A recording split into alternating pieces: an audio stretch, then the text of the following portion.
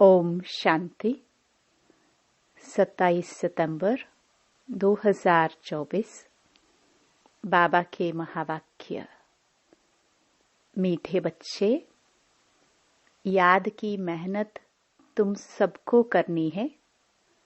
तुम अपने को आत्मा समझ मुझ बाप को याद करो तो मैं तुम्हें सब पापों से मुक्त कर दूंगा। प्रश्न: सर्व की सद्गति का स्थान कौन सा है जिसके महत्व का सारी दुनिया को पता चलेगा? उत्तर: आबू भूमि है सबकी सद्गति का स्थान। तुम ब्रह्मा कुमारीज के सामने ब्रैकेट में लिख सकते हो, यह सर्वोत्तम तीर्थ स्थान है। सारे दुनिया की सद्गति यहाँ से होनी है। सर्व का सद्गति दाता बाप और आदम ब्रह्मा यहाँ पर बैठकर सबकी सद्गति करते हैं।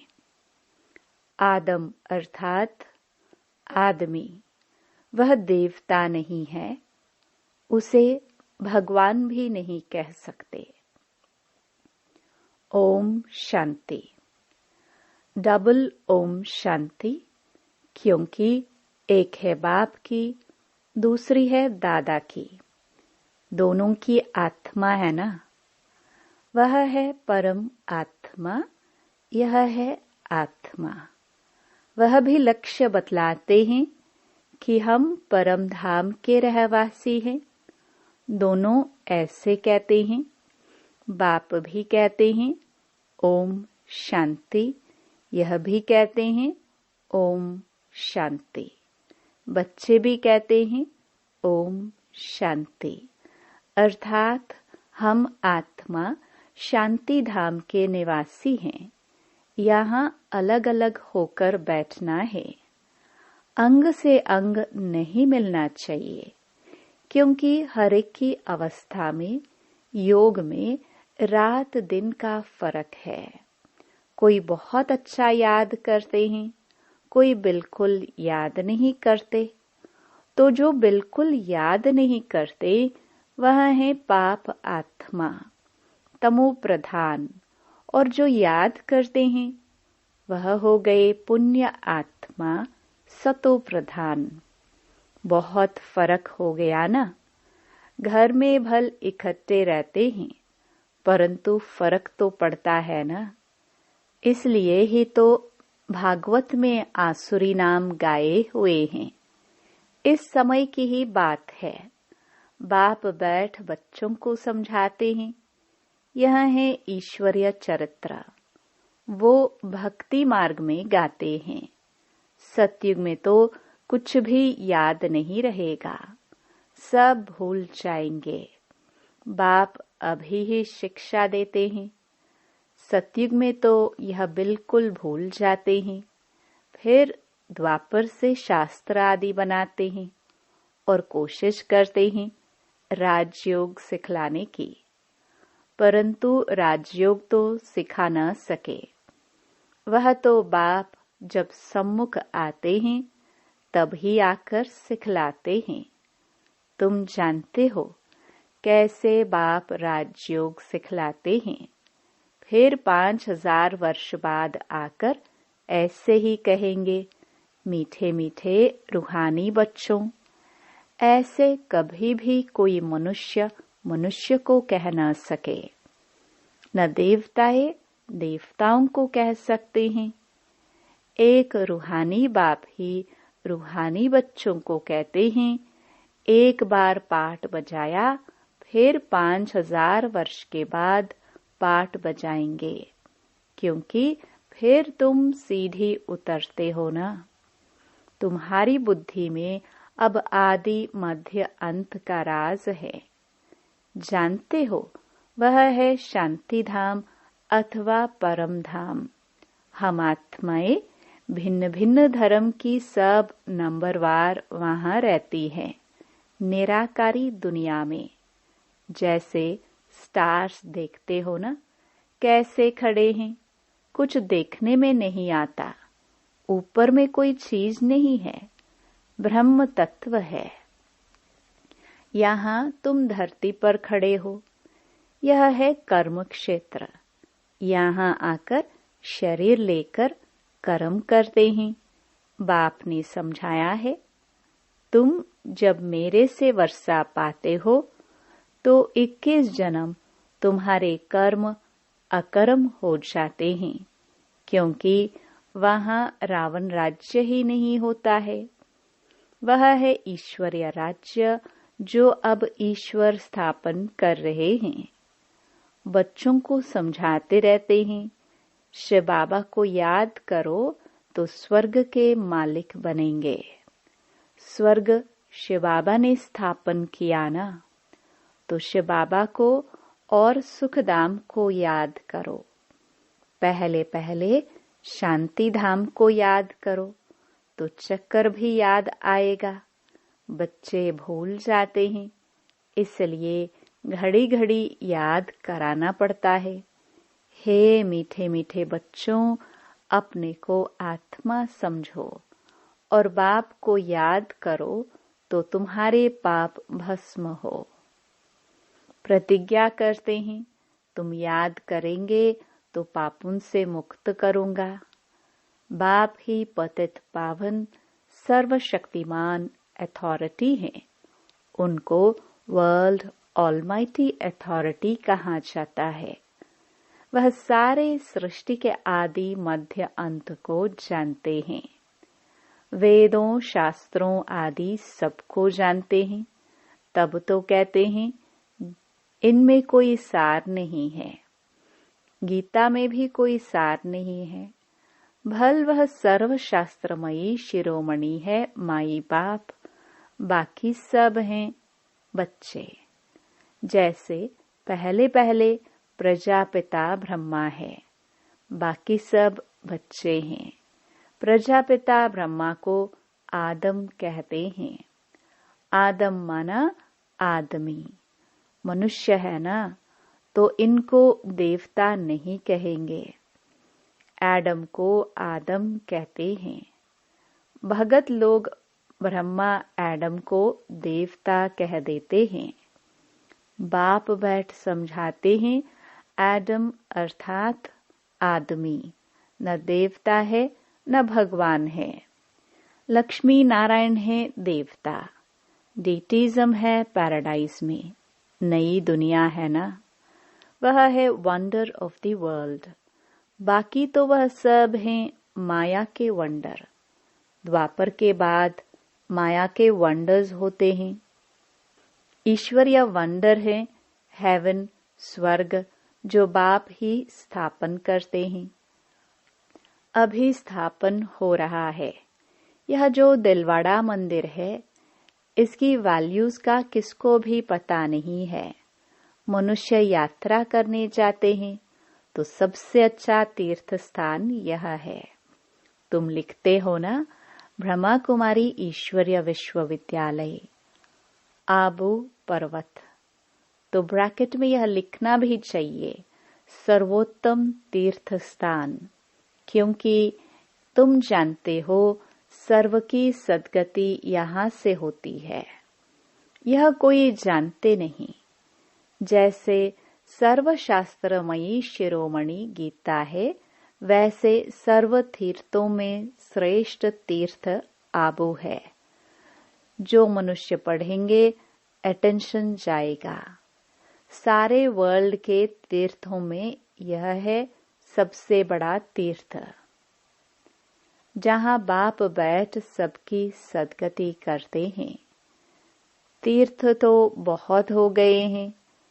गांधी की समाधि को भी तीर्थ समझते हैं। सब जाकर वहां फूल आदि चढ़ाते हैं। उनको कुछ पता नहीं है। तुम बच्चे जानते हो ना, तो तुमको यहाँ बैठे दिल अंदर बड़ी खुशी होनी चाहिए। कुछ भी खर्चा नहीं लगता है। तुम्हारी मम्मा को एक पाई खर्चा लगा। बिगर कौड़ी खर्चा पढ़कर कितनी होशियार नंबर 1 बन गई। राजयोगिनी बन गई ना, मम्मा जैसी कोई भी नहीं निकली है। देखो, आत्माओं को ही बाप बैठ पढ़ाते हैं, आत्माओं को ही राज्य मिलता है, आत्मा ने ही राज्य गवाया है। इतनी छोटी सी आत्मा कितना काम करती है।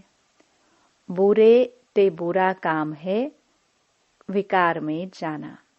आत्मा 84 जन्मों का पाठ बजाती है। छोटी सी आत्मा में कितनी ताकत है, सारे विश्व पर राज्य करती है। इन देवताओं की आत्मा में कितनी ताकत है। हर एक धर्म में अपनी अपनी ताकत होती है ना। निश्चय धर्म में कितनी मेहनत है। आत्मा में ताकत है जो शरीर द्वारा कर्म करती है। आत्मा ही यहाँ आकर फिर कर्म क्षेत्र पर कर्म करती है। वहाँ बुरा कर्तव्य होता नहीं। आत्मा विकारी मार्ग में जाती है तब है जब रावण राज्य होता है। मनुष्य तो कह देते विकार सदैव है ही। तुम समझा सकते हो, वहाँ रावण राज्य ही नहीं तो विकार हो कैसे सकते। वहाँ है ही योग बल। भारत का राजयोग मशहूर है, बहुत सीखना चाहते हैं, परंतु जब तुम सिखलाओ और तो कोई सिखला न सके। जैसे महर्षि था, कितनी मेहनत करता था योग सिखलाने के लिए, परंतु दुनिया थोड़ी जानती कि यह हठयोग राजयोग कैसे सिखलाएंगे। चिन्मयानंद के पास कितने जाते हैं। एक बार वह कह दे कि सचमुच भारत का प्राचीन राजयोग सिवाय बीके के कोई समझा नहीं सकते हैं तो बस। परंतु ऐसा कायदा नहीं है जो अभी यह आवाज हो। सब थोड़े समझेंगे, बड़ी मेहनत है, महिमा भी होगी पिछाड़ी में। कहते हैं ना, अहो प्रभु, अहो शिव बाबा आपकी लीला। अभी तुम समझते हो, तुम्हारे सिवाय बाप को सुप्रीम बाप, सुप्रीम टीचर, सुप्रीम सतगुरु और कोई समझते नहीं। यहाँ भी बहुत है जिनको चलते चलते माया हैरान कर देती है तो बिल्कुल बेसमझ बन पड़ते हैं। बड़ी मंजिल है, युद्ध का मैदान है, इसमें माया विघ्न बहुत डालती है। वो लोग विनाश के लिए तैयारी कर रहे हैं। तुम यहाँ 5 विकारों को जीतने के लिए पुरुषार्थ कर रहे हो। तुम विजय के लिए, यह विनाश के लिए पुरुषार्थ कर रहे हैं। दोनों नाम इकट्ठा होगा ना। अभी टाइम पड़ा है। हमारा राज्य थोड़ी स्थापन हुआ है। राजाए प्रजा अभी सब बनने हैं। तुम आधा कल्प के लिए बाप से वर्षा लेते हो, बाकी मोक्ष तो कोई को मिलता नहीं। वह लोग भल कहते हैं फलाने ने मोक्ष को पाया। मरने के बाद उनको थोड़े मालूम है कि यह गया। ऐसे ही गपोड़े मारते रहते हैं। तुम जानते हो, जो शरीर छोड़ते हैं वह फिर दूसरा शरीर जरूर लेंगे, मोक्ष पा नहीं सकते। ऐसे नहीं कि बुदबुदा पानी में लीन हो जाता है। बाप कहते हैं यह शास्त्र आदि सब भक्ति मार्ग की सामग्री है। तुम बच्चे सम्मुख सुनते हो, गरम गरम हलवा खाते हो। सबसे जास्ती गरम हलवा कौन खाते हैं? ब्रह्मा, या तो बिल्कुल उनके बाजू में बैठे हैं। झट सुनते हैं और धारण करते हैं, फिर यही ऊंच पद पाते हैं। सूक्ष्म वतन में, वैकुंठ में इनका ही साक्षात्कार करते हैं। यहाँ भी उनको ही देखते हैं इन आंखों से। बाप पढ़ाते तो सबको है। बाकी है याद की मेहनत। याद में रहना जैसे तुमको डिफिकल्ट लगता है, वैसे इनको भी। इसमें कोई कृपा की बात नहीं। बाप कहते हैं हमने लोन लिया है, उनका हिसाब किताब दे देंगे। बाकी याद का पुरुषार्थ तो इनको भी करना है। समझता भी हूं, बाजू में बैठा है, बाप को हम याद करते फिर भी भूल जाता हूं। सबसे जास्ती मेहनत इनको करनी पड़ती है। युद्ध के मैदान में जो महारथी पहलवान होते हैं, जैसे हनुमान का मिसाल है, तो उनकी ही माया ने परीक्षा ली, क्योंकि वह महावीर था। जितना जास्ती पहलवान उतना जास्ती माया परीक्षा लेती है। तूफान जास्ती आते हैं। बच्चे लिखते हैं बाबा हमको ये होता है। बाबा कहते हैं यह तो सब कुछ होगा। बाबा रोज बताते हैं खबरदार रहना। लिखते हैं बाबा माया बहुत तूफान लाती है। कोई कोई देह अभिमानी होते हैं तो बाबा को बतलाते नहीं। तुम अभी बहुत अक्लमंद बनते हो। आत्मा पवित्र होने से फिर शरीर भी पवित्र मिलता है। आत्मा कितनी चमत्कारी हो जाती है। पहले तो गरीब ही उठाते हैं। बाप भी गरीब निवास गाया हुआ है। बाकी तो वो लोग देरी से आएंगे। तुम समझते हो जब कोई भाई बहन नहीं बने हैं तो भाई भाई कैसे बनेंगे। प्रजापिता ब्रह्मा की संतान तो भाई बहन ठहरे ना। फिर बाप समझाते हैं भाई भाई समझो, यह है पिछाड़ी का संबंध। फिर ऊपर में भाइयों से जाकर मिलेंगे। फिर सतयुग में नया संबंध शुरू होगा। वहां पर साला चाचा मामा आदि बहुत संबंध नहीं होते। संबंध बहुत हल्का होता है, फिर बढ़ता जाता है। अब तो बाप कहते हैं भाई बहन भी नहीं, भाई भाई समझना है। नाम रूप से भी निकल जाना है। बाप भाइयों आत्माओं को ही पढ़ाते हैं। प्रजापिता ब्रह्मा है, तब भाई बहन है ना। श्री कृष्ण तो खुद ही बच्चा है, वह कैसे भाई भाई बनाएंगे। गीता में भी यह बातें नहीं है। यह है बिल्कुल न्यारा ज्ञान। ड्रामा में सब नोंद है। 1 सेकंड का पाठ न चले दूसरे सेकंड से। कितने मास, कितने घंटे, कितने दिन पास होने हैं। फिर 5000 वर्ष के बाद ऐसे ही पास होंगे। कम बुद्धि वाले तो इतनी धारणा कर न सके। इसलिए बाप कहते हैं यह तो बहुत सहज है। अपने को आत्मा समझो। बेहद के बाप को याद करो। पुरानी दुनिया का विनाश भी होना है। बाप कहते हैं मैं आता ही तब हूं जबकि संगम है। तुम ही देवी देवता थे, यह जानते हो। जब इनका राज्य था तब और कोई धर्म नहीं था। अभी तो इन्हों का राज्य है नहीं। अच्छा, मीठे मीठे सिखिलदे बच्चों प्रति माता पिता बाप दादा का याद प्यार और गुड मॉर्निंग। रूहानी बाप की रूहानी बच्चों को नमस्ते। धारणा के लिए मुख्य सार। पहला, अब पिछाड़ी का समय है, वापस घर चलना है। इसलिए अपनी बुद्धि नाम रूप से निकाल देनी है।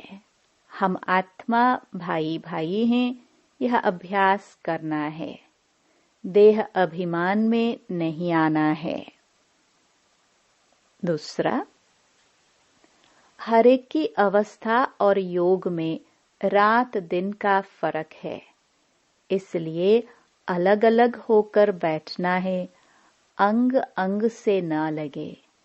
पुण्य आत्मा बनने के लिए याद की मेहनत करनी है। वरदान। बाप के प्यार में अपनी मूल कमजोरी कुर्बान करने वाले ज्ञानी तू आत्मा भव।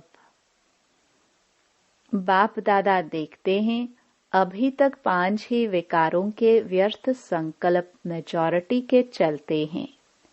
ज्ञानी आत्माओं में भी कभी कभी अपने गुण व विशेषता का अभिमान आ जाता है। हर एक अपनी मूल कमजोरी व मूल संस्कार को जानता भी है।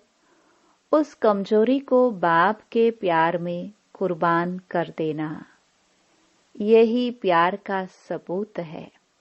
स्नेही व ज्ञानी तो आत्माएं बाप के प्यार में व्यर्थ संकल्प को भी न्योछावर कर देती है। स्लोगन। स्वमान की सीट पर स्थित रह सर्व को सम्मान देने वाले माननीय आत्मा बनो। ओम